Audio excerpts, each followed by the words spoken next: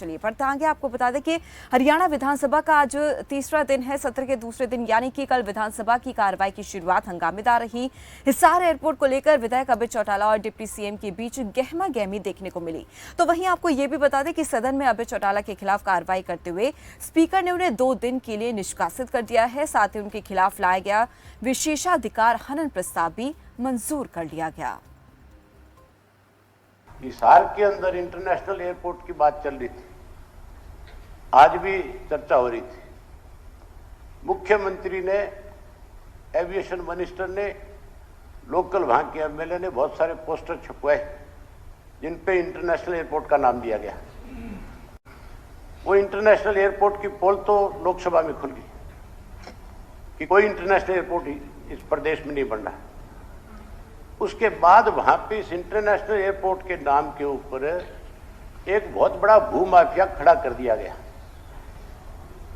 नाम तो दिया इंटरनेशनल एयरपोर्ट बनाएंगे, लेकिन लोगों की जो बेशम कीमती जमीन थी उसको कोड़ियों के भाव लेकर के और अपने नाम रजिस्ट्रियां करा करके, अपनी कंपनियों के नाम रजिस्ट्रियां करा के सत्ता में बैठे लोगों ने एक वहां पे बहुत बड़ी लोगों के साथ ठगी करने का काम किया है। वहां पे पिछले लंबे समय से धरना चल रहा था। पहले एक धरना चला था जो लगातार 34 दिन चला, और उस धरने के अंदर जो बरवाड़ा के विधायक था वो धरना में बैठे हुए लोगों को लेकर के आपके एविएशन मिनिस्टर के पास गया और उसने ये आश्वासन दिया कि हम आपके लिए सड़क बना करके देंगे, और एक टेम्परेरी रोड बनाई गई जिसके ऊपर करोड़ों रुपए खर्च किए गए, और वहां की जो जमीनें थी आसपास की सारी कंपनियों के नाम पे खरीदी गई। अब उस सड़क को बंद कर दिया।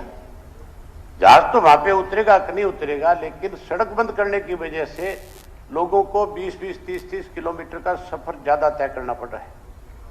मुख्यमंत्री जी, इसकी आप जांच करवाओ कि वहां किन किन लोगों ने जमीनें खरीदी है।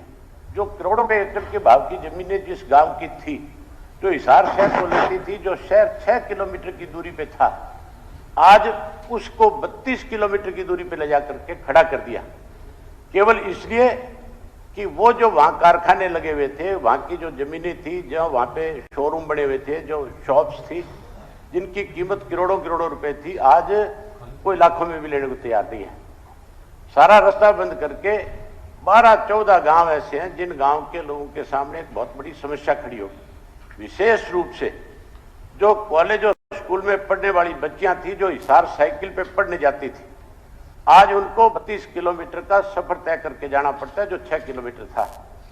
केवल कैसे अपनी जेब में भरी जाए, इसके लिए भूमाफिया खड़ा किया। इस भूमाफिया की जांच आपको करानी चाहिए। लोगों की सुविधा के लिए तुरंत जहां एयरपोर्ट की आपकी डेडलाइन आती है, जहां आखिरी दीवार है, उसके साथ से रास्ता दे करके उन लोगों को राहत प्रदान करनी चाहिए, ताकि वो रास्ता भी कम हो जाए और उन लोगों के लिए असुविधा भी ना हो।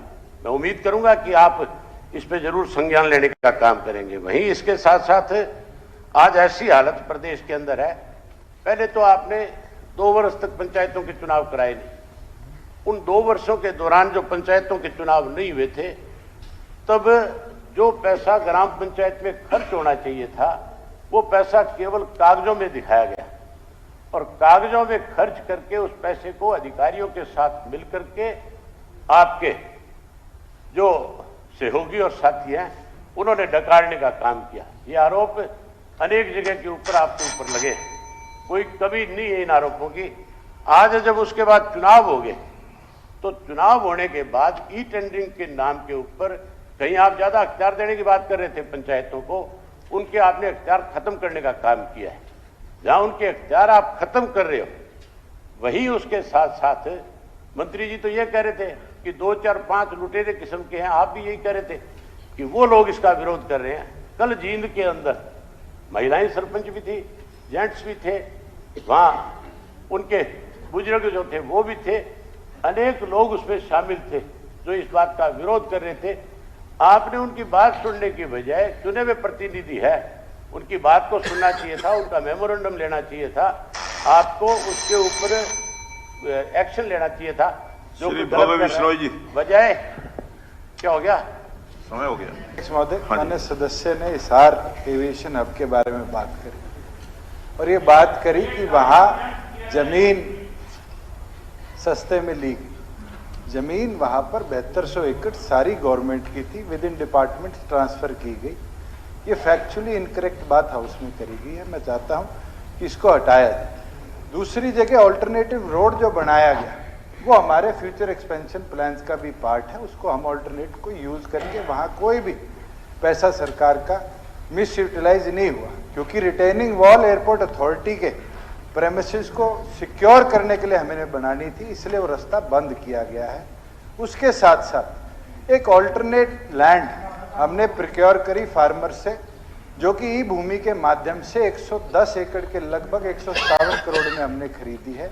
उसका भी रजिस्ट्रेशन प्रोसेस आज के दिन चल रहा है। इस हाउस को इस तरीके से मिसगाइड किया जाता है, फैक्चुअली अनकरेक्ट बात करी जाती है। मैं चाहता हूँ इसको हाउस की प्रोसीडिंग से सारे को एक्सपेंस किया।